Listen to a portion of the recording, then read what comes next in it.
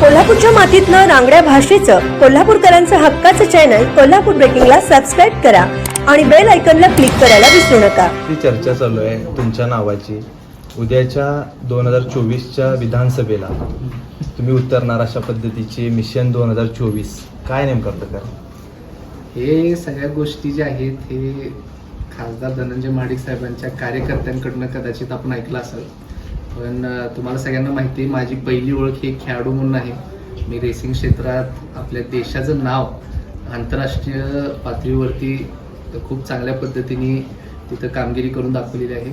आणि त्यानंतर आज जेव्हा मी इथं परत आलो आहे तेव्हा माझ्या यूट्यूब क्षेत्रात काम चालू आहे आणि तिथं सुद्धा भरपूर मला प्रसिद्धी मिळत आहे. आता रिसेंटली मला 4 लाख फॉलोअर्स माझ्या यूट्यूबवरती कंप्लीट झाले. आणि कदाचित मला असं वाटते की माझं समाजकार्य एवढ्या मोठ्या प्रमाणात असल्यामुळं कदाचित अशा काही बातम्या आपल्याला ऐकू येत असतील. पण खरं सांगायला गेलं तर निश्चित मी हे तरी डिनाय करणार नाही की मी साहेबांबरोबर डेफिनेटली कोल्हापूर जिल्ह्यामध्ये आज काम करतोय. पण असे काही माझे ॲम्बिशन्स नाही आहेत की मला 2024 मध्ये निवडणूक लढवायची काही.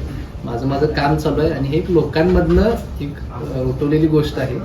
त्यात माझी अशी काही प्रतिक्रिया त्या संदर्भात खरं सांगायला गेलं स्पष्ट नाही आहे. सोशल मीडियाच्या माध्यमातून तुमचं काम चांगलंच चालू आहे. परवाचा तुमचा एक ब्लॉग जे त्या कुटुंबाला मदत केलेला होता बरोबर, तो तर खूप चांगल्या पद्धतीनं तुम्ही ते त्या माध्यमातून त्यांना चांगली मदत झाली.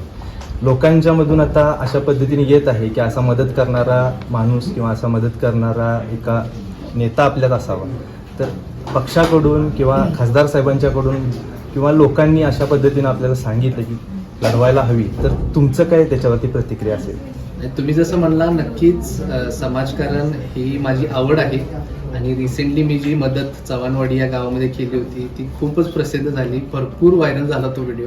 आणि आनंदाची बातमी हे सुद्धा सांगतो की त्या मुलांनी त्या आईवडिलांना परत घरात सुद्धा घेतलं.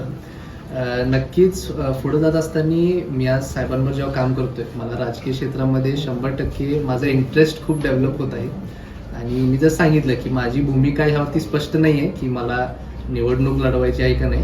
पण वेळ आल्यावर जर साहेबांनी काय जबाबदारी दिली तर मी निश्चितपणे पार पाडेन.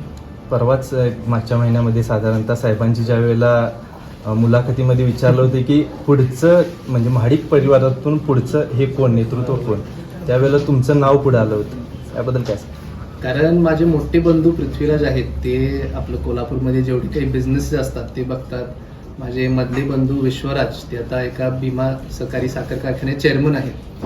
त्यामुळं ते दोघं आपल्या ह्याच्यात चांगले सेटल झाले आहेत आणि त्यांचं कार्य तिथं चालू आहे.